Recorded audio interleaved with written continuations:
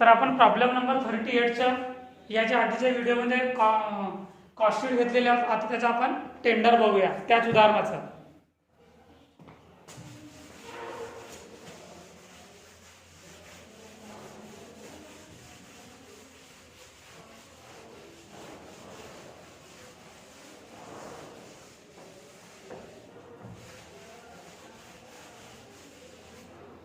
लिहा headline tender sheet. Tender sheet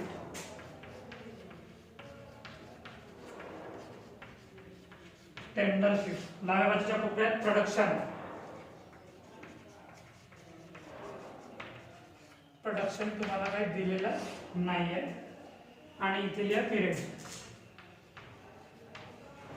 period सुद्धा तुम्हाला दिलेलं नाही. आखरी करा.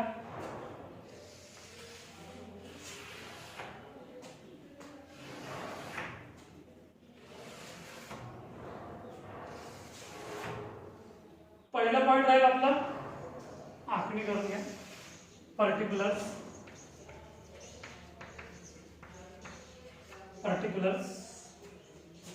अँड डायरेक्ट टोटल अमाउंट तुम्ही लिहा. Amount your rupees and total rupees. बघा आता ॲडिशनल इन्फॉर्मेशन बघा केअरफुल्ली. आपल्याला टेंडर शीट आपल्याला ॲडिशनल इन्फॉर्मेशन नुसारच तयार करायची आहे. बघा ॲडिशनल इन्फॉर्मेशन मध्ये काय दिलेलं आहे. The company is about to send a tender for a large plant. मोठा प्लांट आहे. The costing department estimate that the material required would cost rupees 40,000. Material दिलेलं आहे. लिहा मग पहिलं पॉईंट मटेरियल. मटेरियल किती दिलेलं आहे 40,000. टोटल कॉलम मध्ये लिहा 40,000. 40,000. नेक्स्ट पॉईंट नेक्स्ट लाईन 40,000 पर्यंत झालं. Cost rupees 40,000 and the wages to workman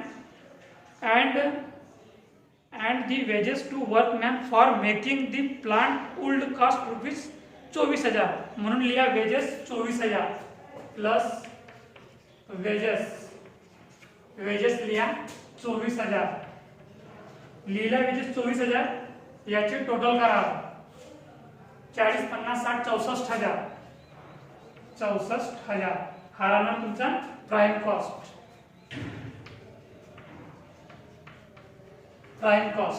नंतर काय दिलेलं आहे बघा उदाहरणात.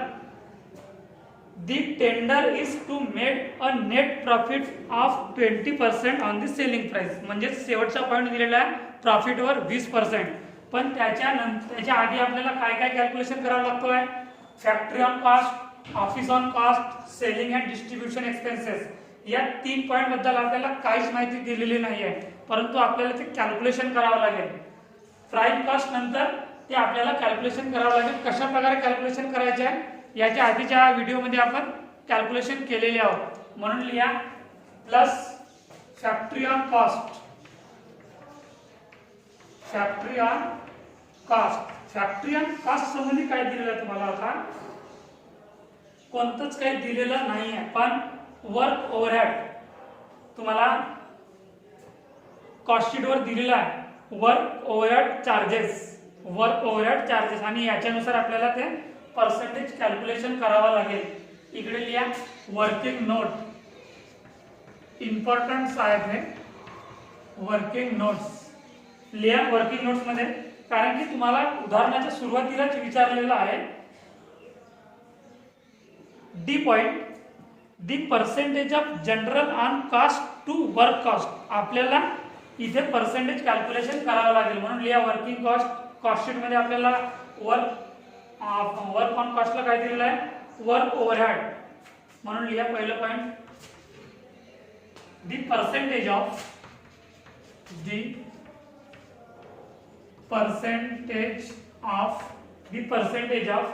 Factory on cost to prime cost. म्हणजे आपल्याला factory on cost prime cost नुसार कॅल्क्युलेशन करावं लागेल. याचा फॉर्म्युला आहे फॅक्टरी ऑन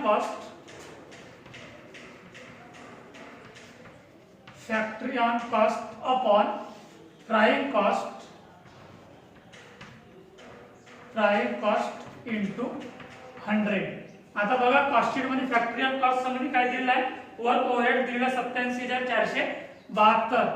87,472 भागीला प्राइम कॉस्ट किती निघालेला होता, 9,80,000.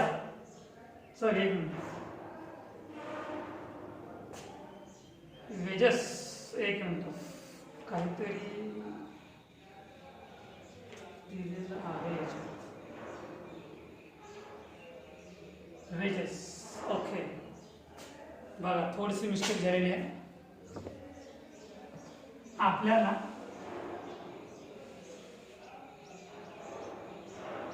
इथपर्यंत बरोबर आहे. The percentage of factorial cost to wages, मजुरी वेजेसवर आपल्याला पर्सेंटेज काढायचे आहे. तर फॉर्म्युला राहील factorial cost upon wages into 100. तर फॅक्टरियल कॉस्ट किती आहे बघा, कॉस्ट शीट मध्ये 87,472 आणि वेजेस किती दिलेला आहे तुम्हाला, वेजेस बघा 3,97,600. 3,97,600 गुणिला 100. याचं कॅल्क्युलेशन करा किती निघतो आहे, 87,472 गुणिला 100 भागीला 3,97,600, 22%. 22%. तर आता हे 22% आपल्याला टेंडर मध्ये उपयोगात आणावं लागेल. तर इथे लिहा 22% ऑन वेजेस. वेजेसवर आपण पर्सेंटेज काढलेले आहोत, तर वेजेसचे आपल्याला कॅल्क्युलेशन करावं लागेल. 22% ऑन वेजेस. वेजेस किती दिलेला आहे, 24,000. 24,000 गुणिला 22% भागीला 100. किती पर्सेंटेज होतील, 4800 आणि 480. 4800 आणि 480, 5,280. 5,280 लिहा इथे, 5,280. 5,280 याची टोटल करा, 64,000 प्लस 5,280. 64,000 प्लस 5,280, 69,280. 69,280 हे काय राहणार तुमचं, वर्क कॉस्ट किंवा फॅक्टरी कॉस्ट. याच्यानंतर पॉइंट राहील office on cost plus office on cost. Office on cost संबंधी सुद्धा आपल्याला एडिशनल इन्फॉर्मेशन मध्ये काही दिलेलं नाही आहे. बट आपण जशा प्रकारे वर्क ऑन कॉस्ट कॅल्क्युलेशन केलेलं पर्सेंटेज, तशाच प्रकारे आपल्याला ऑफिस ऑन कॉस्ट सुद्धा कॅल्क्युलेशन करावं लागेल. म्हणून लिहा point number 2. The percentage of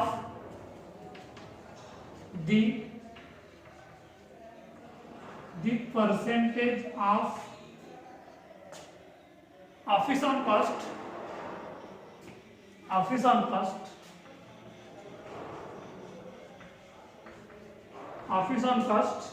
to factory cost. आपल्याला फॅक्टरी कॉस्ट निघालेला आहे. फॅक्टरी कॉस्ट म्हणजे work cost to factory cost.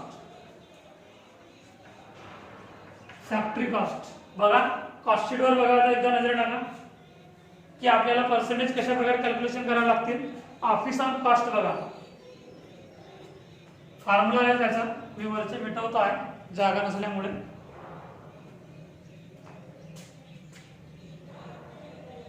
किंवा लिहून घ्या तुम्ही, मी खाली लिहितो आहे. ऑफिस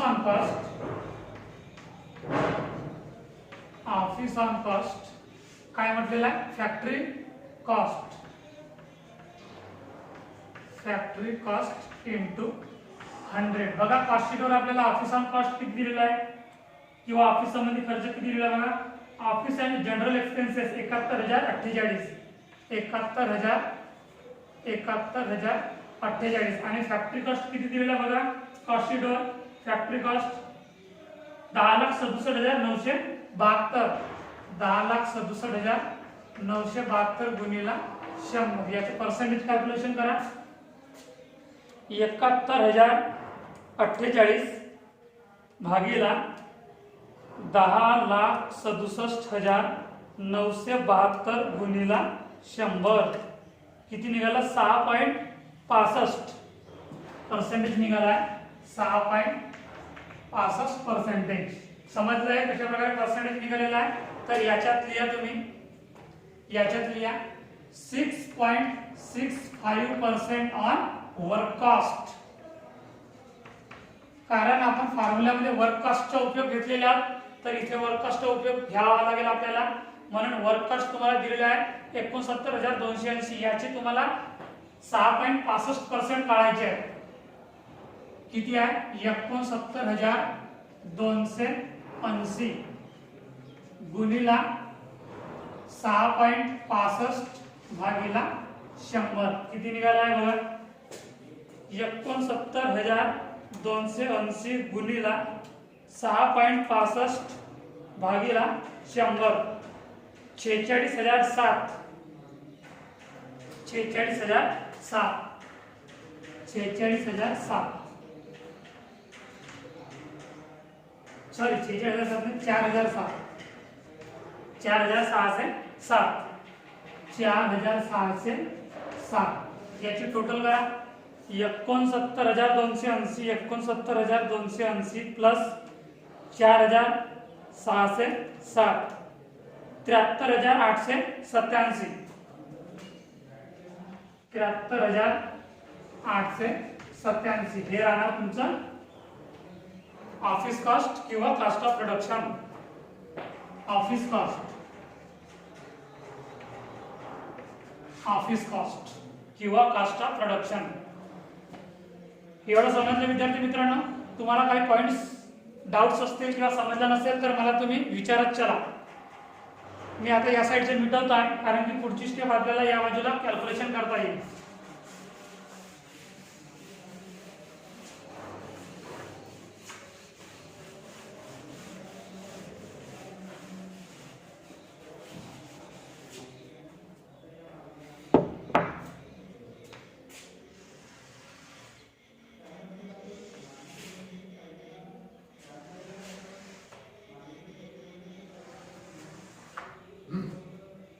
ऑफिस ऑन कॉस्ट झालं. याच्यानंतरचा पॉइंट आहे plus selling and distribution expenses. Selling and distribution expenses. Selling and distribution expenses मध्ये आपल्याला पॉइंट दिलेला आहे का?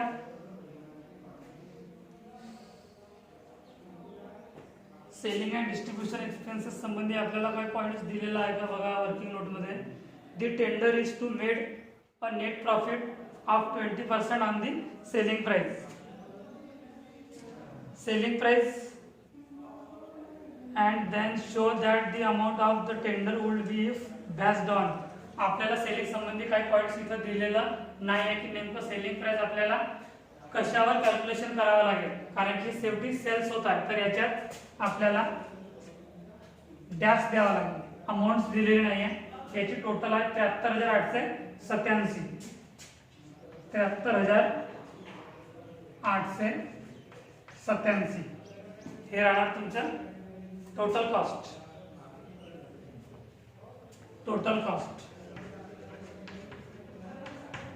आता म्हटलेलं की 20% on profit of 20% on selling price. आता आपल्याला प्रॉफिट कॅल्क्युलेशन करावं लागेल. Profit 20% on selling price. Selling price 100 minus 20% is equal to 80%. तर 73,887 गुणिला 20% भागीला 80% किती निघेल? 73,887 गुणिला 20 भागीला 80 18,471.75. 18,471.75. 18,471.75. 18,471.75 75 याची टोटल करा प्लस 73,887 73,887 टोटल राहणार आहे तुमची 92,358.75 92,358.75 हे राहणार तुमचं सेल्स. याला बंद करून घ्या सेल्स. समजलं विद्यार्थी मित्रांनो, काही कठीण नाही आहे कॉस्ट शीट अँड टेंडर. तुम्हाला आता खूप सारे उदाहरण झालेले आहेत कॉस्ट शीटचे, लगभग 20-25 उदाहरण झालेले आहेत, 25-30 उदाहरण. टेंडरचे कमी झालेले आहेत, बट याच्यानंतर आपण जास्त प्रॉब्लेम्स घेणार नाहीत कारण की खूप सारे प्रॅक्टिससाठी तुम्हाला प्रॉब्लेम्स झालेले आहेत. आपण 40 नंबरचे उदाहरण बघून घेऊया आज. समजलं, हे लिहून घ्यायचे आहे. याच्यानंतर आपण दुसऱ्या व्हिडिओमध्ये 40 नंबरचे उदाहरण बघूया.